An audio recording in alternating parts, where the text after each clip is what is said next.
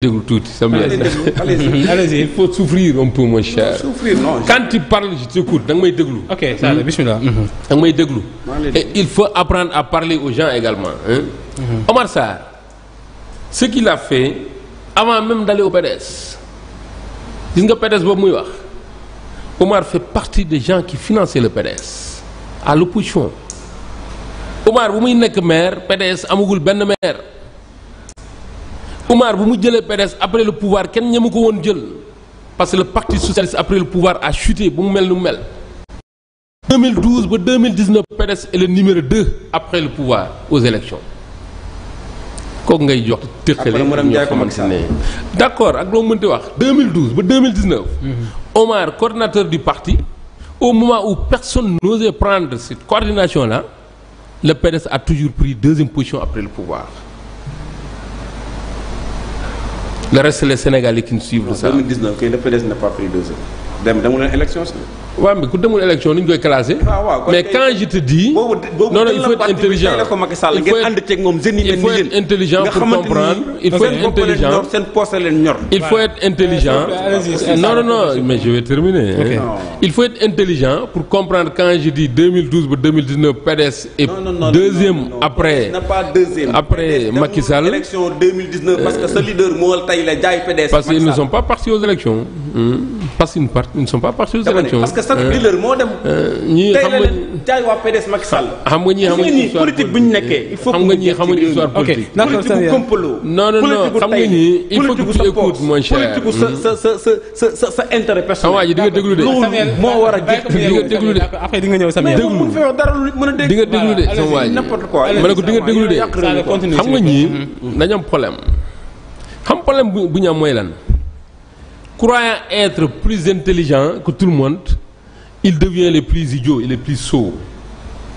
Malheureusement, hein? Parce que quand on traite la personne de cette manière, ça signifie qu'on ne réfléchit pas. En 2019, c'est parce que Karim Wade n'est pas venu et il n'est pas candidat. Omar Sarr m'a déposé la candidature de Karim Wade. Il faut que vous sachiez politique sénégalaise. Vous savez quoi? Quand il dit que Omar Sarr m'a taillé le PDS, Djoko Macky Sall 2019, Omar Sarr m'a déposé la candidature de Karim Wade, qu'on a rejetée. Comme on a rejeté la candidature de Ousmane Sonko cette année. Quand on a taillé Ousmane Sonko, on a demoul, on a président. Voilà ce qui s'est passé. Omar n'a jamais musul nek ci yoy te nekul ci yoy. ci lolu ne. Omar Sarr. Ay lolu digression la won rek débat bi lolu. Omar Sarr ya ko indi de. Non moko indi dama koy leral. Voilà. Moko indi dama koy leral. Moko indi mën dama koy leral. Mëno wax ba Omar Sall taylawul PDS, mëno wax ba Omar Sall dégul PDS dem jaay ko Macky Sall. Parce que dafa dem ba fexé ñu invalider candidature Karim Wade mu dem fexé ba PDS amul candidat bañ fa joggé mu and ak Idriss Seck dem fekk ñu Macky Sall ñu ne goro. Oui comme ni ngeen taylé Ousmane Sonko na ngeen ko taylé. Ousmane mom moy taylé bopam quoi. Man Ousmane mom moy taylé bopam. Non je vais revenir sur ça. Voilà sur aujourd'hui dama lay wax si l'opposition parvient à s'unir autour de l'essentiel, c'est grâce à Omar Sarr. Si aujourd'hui on attaque Wallu Sénégal, Omar Sarr a joué un grand rôle sur ça. Voilà ce que Omar est en train de faire dans l'opposition et dans la politique. Rassembler ce qu'on appelle l'élite politique autour de l'essentiel pour un Sénégal meilleur. Aujourd'hui, si nous avons une intercoalition entre Sam Kaddu et Takku Wallu, c'est grâce à Omar Sarr, ce monsieur-là. Et aujourd'hui, à Dagana, voilà. C'est bon. Maintenant, je reviens sur leur présentation, de la stratégie nationale pour la transformation du Sénégal. Et on parle de 2025. C'est bien, hein? C'est un document qu'ils ont présenté en 20 pages. Et un document c'est 4000 intellectuels qui ont réfléchi, ou 2000. Et c'est 2000 mais c'est leur leader qui l'a dit. C'est 2000 et quelques intellectuels sénégalais. C'est des experts dans tous les domaines. Ils ont réfléchi sur projet. Et le projet aujourd'hui, c'est bien de le présenter et de dire que c'est provisoire. Un projet réfléchi depuis 2014 pendant 10 ans et qui jusqu'à présent est présenté comme un document provisoire. Ok. Et dans le projet, il nous parle de pôle de développement, pôle nord, pôle nord-est, pôle sud, pôle tel. Mais ils ont trouvé déjà dans le plan Sénégal émergent. Ah bon, là, plan Sénégal émergent là. Tu as pris le document.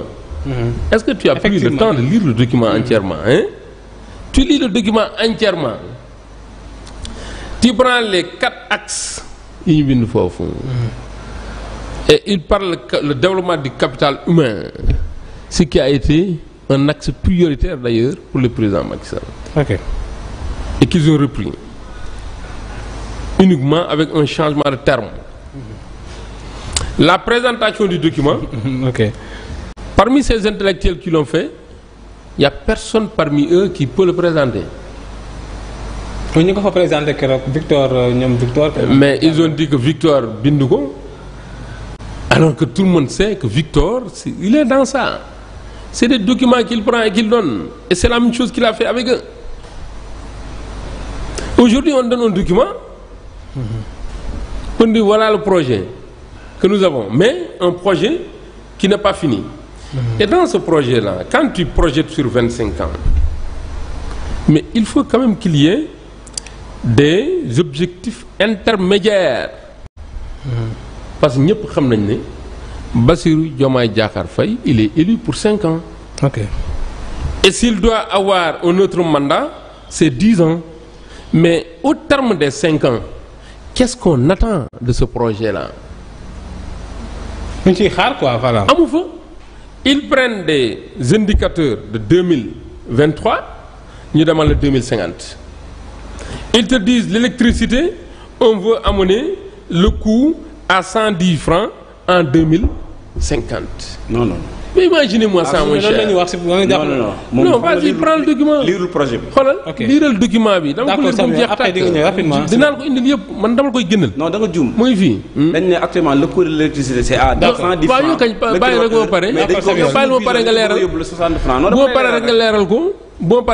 Ok, c'est bien. Imagine 2050, ils te disent. 2050. Aujourd'hui, si le coût de l'électricité est à 110 francs, ils attendent en 2050 pour diminuer. C'est en 2050, D'ici 25 ans, donc, les Sénégalais vont continuer à souffrir avec le coût élevé de l'électricité. Okay. On nous dit, de 2025 également jusqu'à 2050, vous n'avez pas à avoir une autonomie financière pour permettre que ce soit le fonctionnaire, que ce soit l'entrepreneur, d'être vraiment épanoui dans ce qu'il est. Il faut 2050 pour que tout ça, nous gagne. Okay. Et entre 2029, moi où on va aller aux élections, qu'est-ce qu'ils vont présenter aux Sénégalais? Qu'est-ce qu'ils ont prévu dans ce projet-là en 2029? Il n'y en a pas. Et alors que l'exécution d'un projet, d'un koy khaj. Li qui 25 ans là koy ligué. Mais avant 25 ans, ils ont dit et ils ont parlé de 2034, alors que le PCE s'arrêtait à 2035. C'est un résultat intermédiaire 2034 alors que le PSE c'était 2035. Ça montre beaucoup de choses. Un paradoxe quand même. D'accord, mais qu'on l'accepte. Il fallait accepter ça. C'est ce qu'il fallait faire, c'est d'accepter que l'État est une continuité. Il n'y a aucun mal de trouver un projet qui est là, soit tu l'améliores, tu enlèves des choses qui ne vont pas, tu changes de stratégie pour réussir. Mais si tu veux amener du nouveau, coûte amener du nouveau et dire que nous en 6 mois on a pu faire nangam, les autres 2 ans c'est pas ça que les Sénégalais attendent d'eux. Sénégal li ñuy xaar. Beaucoup de projets bu ñu doon xaar quoi, projet bu ñu doon xaar. Xam nga Sénégal li ñu doon xaar. Sénégal li ñu doon xaar. Ci koo xamante ne pendant 10 ans da nga leen ne ñi fi nekk mënuñu dañu tële. Man bu ma jëlee réew mi ci ñaari weer ma soppi ko. bu ma jëlee réew mi benn xale dootul sonnati bu ma jëlee réew mi taux de chômage wàññeeku. tey la booy yi di lab ci géej gi gën a bëri tey la booy yi di bëgg tukki yi lekk seen xaalis gën a bëri. tey la Sénégalais yi marché bi gën a métti ci ñoom tey le courant bi gën a cher et il n'en parle même pas. Voilà le mës sa am li géej am Sénégal depuis 2019 mu ngi amaat mooy coupure 2012 même depuis 2012. coupure d'électricité. muy am Sénégal. daan ñëwaat voilà dans le fond ci wàllu programme daan si ñëwaat bu baax développé ko Samuel sa commentaire gu njëkk par rapport di ngeen présenté keroog gis nañu Sadio lu mu ci wax quand même sa jàngat voilà. waaw Sadio man dama yëg ñu ne ma fonctionnaire la au ministère de l'éducation. ngeen ok da nga ko gëstu. mais